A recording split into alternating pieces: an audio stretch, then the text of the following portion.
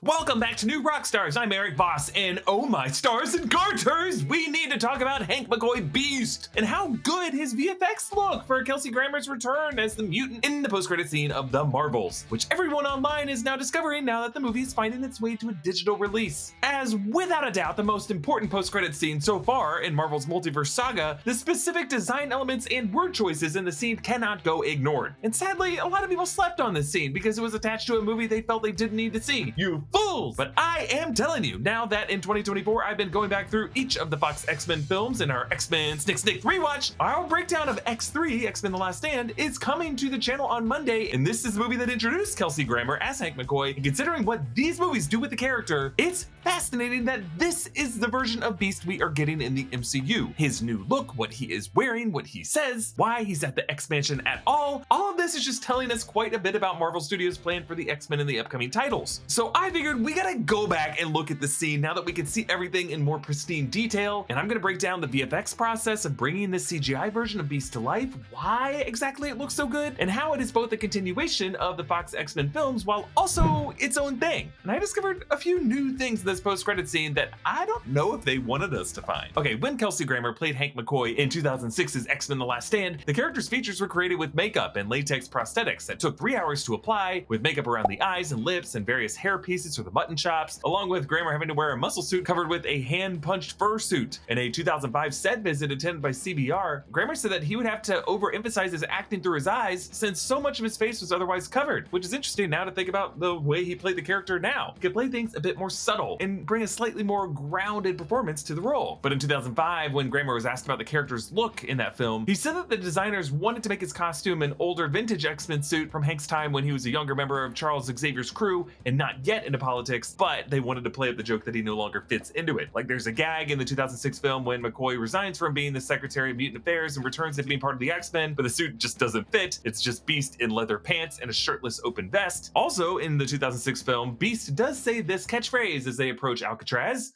Oh my stars and garters. This is Beast's longtime catchphrase in the comics and in the X-Men animated series in the 90s, and reportedly it was at Kevin Feige's insistence as he was a producer on this film. Yeah, one thing we're learning in this rewatch series is that from the first Fox X-Men film onward, Kevin Feige had a role in pretty much every Marvel film that got produced during this decade, because Marvel Entertainment would license this IP to other film studios, and Feige was the guy who would consult on how best to adapt that comic book character for the big screen. So it's not like Kevin Feige was this Marvel wunderkind from the start. He was alongside all of these other filmmakers experimenting with trial and error to learn lessons on what to do and what not to do with Marvel movies. Getting it right in Iron Man came after a decade of getting it wrong in a lot of other movies. But this history is important to know because Kevin Feige's backstory with the way these characters were put on screen informs how we are going to see how he's putting them on screen now. This version of Beast in the Marvel's post-credit scene is in a medical bay in the basement of the X-Mansion, which in this scene has similar blue X doors we saw in the Fox films. We never saw this room in particular, but in those halls, most of the rooms had blue X doors except Cerebro, which had a silver X door. Monica Rambeau has gone through a rift in reality opened by Dar-Benn using the 2 quantum bands. She wakes up with a variant of her mother, Maria Rambeau, at her bedside, but Maria in this universe is binary, and you'll notice in this reality, she wears the quantum bands. Beast enters this scene and leaves this room from the side of this glassed-in partition, but we never see him go through the X door, which makes me wonder if this is a whole medical wing that goes a lot further back. This is different from the medical bay that we saw in the first X-Men film from 2000 when Logan was being examined by Jean Grey, or in X-Men The Last Stand when the roles were reversed and it was Jean Grey / Phoenix who was being examined by Logan. So it's like the same X-Mansion basement, but like bigger in a different era of its history. Like they want it to look familiar, but also establish some different architecture. And that also obviously applies to Hank's appearance. He's wearing a white lab coat with the name badge, and he wears these blue and yellow pants that I'm pretty sure were taken directly from the very first issue of the Uncanny X-Men #1 in 1963 by Stan Lee and Jack Kirby, before Beast was even blue and furry. They gave him the same pants. But the reason I'm so hung up on the ID badge is in the Fox X-Men films, while these facilities in the basement of the X-Mansion were always pretty legit and high-tech, the mutants working in those rooms were never like large enough in number to require any of them having to wear an ID badge. Like there was just like a handful of them, like 10 of them. There wasn't really like any kind of clerical admin organization where they had to like scan their badges or show it to security. Like they were the X-Men. There could only be as many of them that could fit in the Blackbird. The school above them had 100 kids, which now that you think of it is also a very, very small school. I'm just saying this is a different version of Hank McCoy than any of the Hank McCoys we saw in the Fox X-Men films, and it's closer to the Hank Hank McCoy that we saw in the 90s X-Men animated series. Like, he looks like McDreamy or McSteamy if all they had time to grab were their white lab coats. He's wearing nothing under the lab coat. So there's just a lot going on at this X-Mansion basement. It's bigger and they require ID. Like, I think we should look at this as something like the Baxter Foundation HQ in Multiverse of Madness that was built on a set that was designed to look like the British Museum in London. This is like a whole operation. We are seeing an X-Men universe that is either far into the future or just like on a different timeline than what we saw before. In X-Men The Last Stand, after resigning from the president's cabinet, by the end of that film, Hank McCoy is appointed to be the UN ambassador. It was implied that he used to teach at the school and fight alongside the X-Men, but he is now taken on a life as a politician and diplomat. When Logan passes by Hank McCoy and Grammer's cameo in Days of Future Past, when the timeline has been altered and restored, Hank McCoy is wearing a more professorial plaid suit. It's implied that he's like a teacher now. So this version of Hank McCoy, back in the white lab coat, doesn't seem to be working as a diplomat. He's now working for Charles Xavier, tracking multiversal anomalies. He's a true scientist. Like, this is a nerd's delight at this point. No one has day jobs. They're just full-time X-Men. Now, the design of Beast here actually came from artist Andy Park, who shared some of his concept art on his Instagram. He's the one who rendered these underbite fangs, the glasses, and the ID badge. I also like how Andy designed him to not have an exposed chest, but rather, you know, put his shirt on.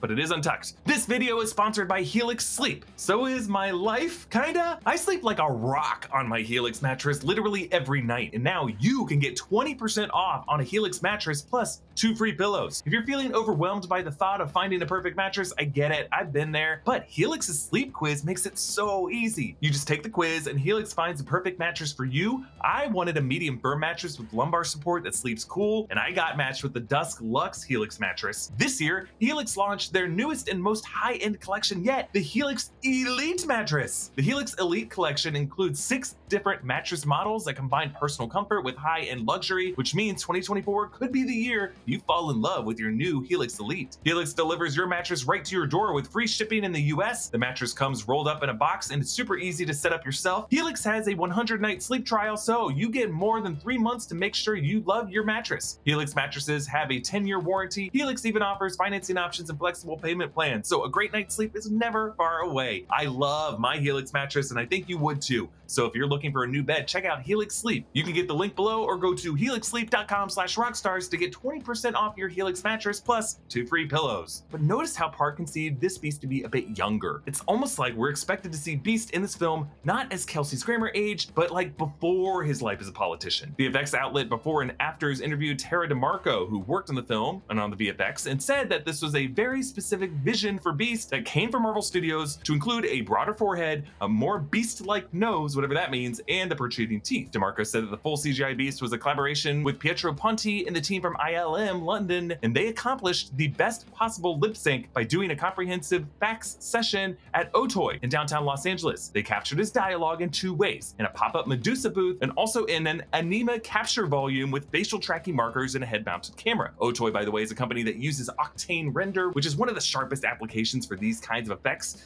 In the interview, DeMarco said, first, they recreated the actor's likeness, matching the Otoy output. Once the actor likeness was achieved, they modified the base model and blended shapes from the VizDev concept. This allowed the model to be grounded in the actor's proportions. Proportion was key for the animation phase, as we wanted to map actor performance to Beast's features. We then really pushed fidelity in the skin texture, always using the Otoy reference shoot as a starting point for skin. For the groom, we recreated the hairstyle as close as possible to the comics, trying to find the balance with realism and what we saw from the iconic style of Beast. The final VFX challenge was believing the lip sync on very complex lines of dialogue delivered through protruding teeth. Extensive shot work was required for the final dialogue, making sure the characteristic actor mouth shapes were not lost in translation as we remapped the performance onto the digital Beast. Yeah, they put a lot of work into this, and it was very important to see this Beast pronounce words like alternate reality and all the scientific multiversal mumbo jumbo that they had Kelsey Grammer say in the scene. It was essential to see Beast mouth these words and for it to look real. Yes, they did use a similar process that they used with Mark Ruffalo, Josh Brolin, and Tatiana Maslany for She-Hulk, but here they really wanted those fangs to be poking against the lips in a specific way, and for us to not question it or fall into the uncanny valley for this moment. So the fact that they put all this effort into getting it perfect, I think is an indicator that this isn't the only time we're going to see Beast. The X-Men, Charles Xavier and Wolverine that we meet in Deadpool 3, I think have got to be joined by this version of Beast. Now, I did mention that there were some new details I caught. I was referring to the pants legs from the comics, but I think there was also